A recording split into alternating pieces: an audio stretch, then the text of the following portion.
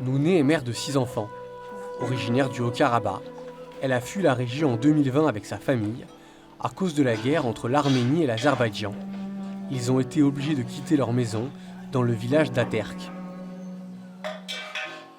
Ուժեղ կրակոցներ ենք լսել 27-ին կներեք, ուժեղ ցեներ լսեցինք, զարթնեցինք, տեսանք, որ հրետանու ցեներ էր գալիս։ Երկու օր մնացինք գյուղում, մտածելով, որ նորմալ կլինի, հետո տեսանք, որ շատ է արդեն։ Աղջիկս էր թորնիկիս հետ մեր տանն էր, իսկ իր ամուսինը զինվորական էր, պոստերում էր։ Հետո աղջկաս ու երեխեքիս ուղարկեցի Ստեփանակերտ, ես չէի գնացել, որտեղ ծառայության մեջ չէի փախնել չէի կարող։ Մյուս որդիս ինձ հետ մնաց, մենք մնացինք դեմ։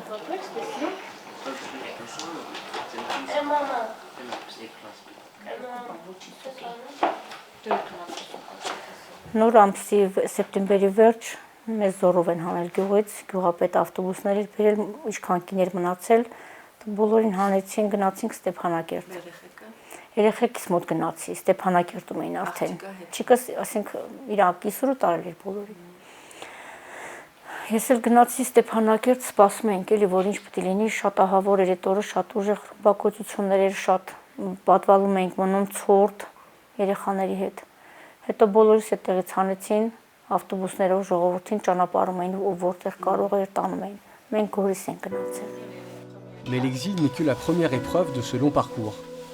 Le 18 octobre 2020, la mère de famille reçoit un appel téléphonique. Son fils aîné, qui faisait son service militaire pendant la guerre du Haut-Karabakh, a perdu une jambe suite à l'explosion d'une mine. Il est alors hospitalisé en urgence à Yerevan. Ամեն օր գնում ենք Երևան, գալիս ենք, որ իրա ոտքը պիտի ստուգվեր, վերևասկաներ էին անում, ինքը ցավեր ուներ շատ, տանում ենք։ Հետո մնացինք մենք այդտեղ, մի հատ կին էր ապրում, իր 9 տարեկան աղջկա հետ մեզ ընդունեց բոլորիս իր փոքրիկ տուն։ Տեղից ես ամեն օր գնում եի երեխու մոտ, գալիս էի, բայց չէր թողում ես մնայի մոտը, որտեղ ինքը շատ ահավոր վիճակում էր, չէր ուզում ես տեսնեի։ Եղբայր մնաց իր մոտ։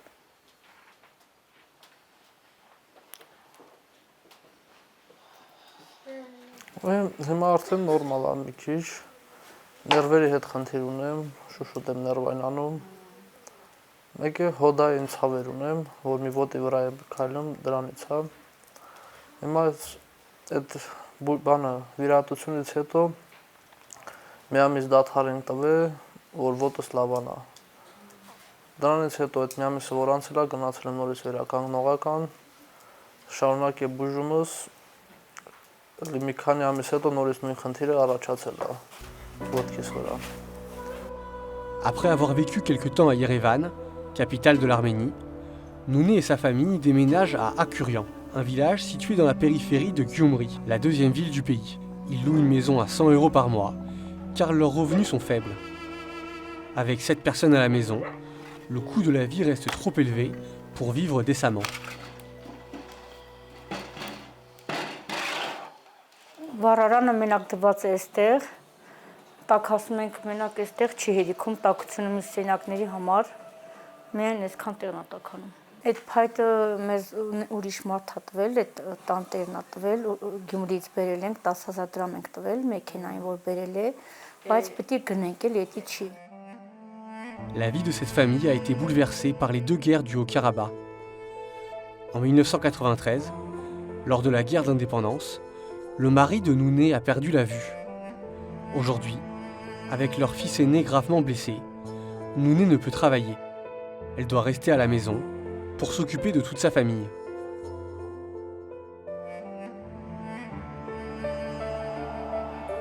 En 2020, 90 000 personnes ont quitté le Haut-Karabakh vers l'Arménie et vivent aujourd'hui dans des conditions particulièrement difficiles.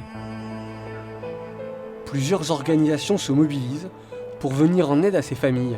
C'est le cas de l'organisation de bienfaisance Mtanik, qui a lancé une aide alimentaire pour les familles déplacées de Gyumri et les villages alentours. Plusieurs distributions sont organisées chaque jour. Ասեմ, որ ծրագիրը, որ սկսվեց Օղտոբերյան կազմակերպության ֆինանսավորմամբ, սկսեց գործել հուլիս ամսից։ Ծրագրում նախատեսված է 205 անձերի համար եւ 40 Արցախի 40 ընտանիքների փախստական ընտանիքներին օգնություն սննդի անվճար սննդով օգնելու ծրագիրը ինչպես ճաշի տեսքով այնպես էլ ընտանիքներին սննդի տեսքով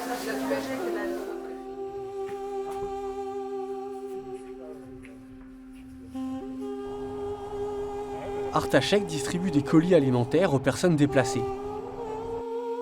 Direction la maison de Tatiana, qui vit avec sa famille dans un quartier populaire de Gyumri.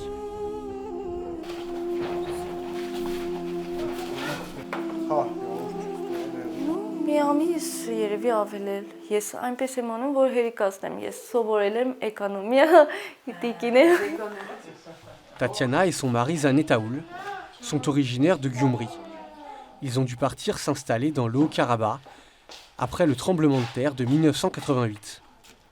Lors de cette tragédie, Zanetaoul a perdu l'usage de sa jambe, ce qui l'empêche de trouver un travail aujourd'hui. Et à cause de la guerre, le couple et ses 7 enfants ont dû à nouveau partir pour revenir à Gyumri.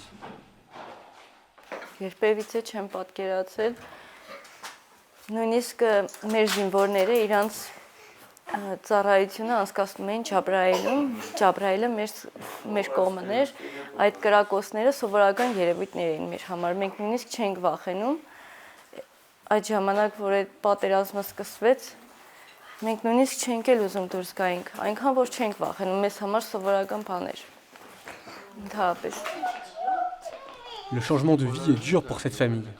Chaque jour, ils doivent trouver les moyens pour s'en sortir.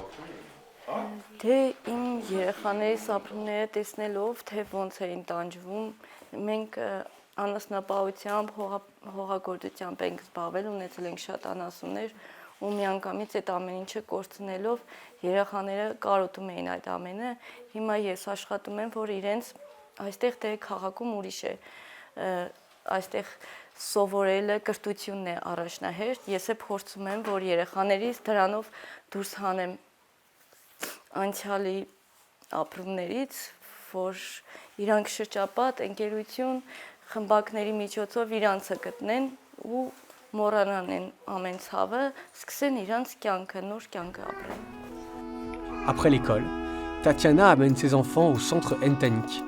L'établissement accueille 1600 jeunes pour leur offrir un repas gratuit et leur donner l'opportunité d'apprendre un métier grâce aux 32 ateliers manuels qui sont proposés.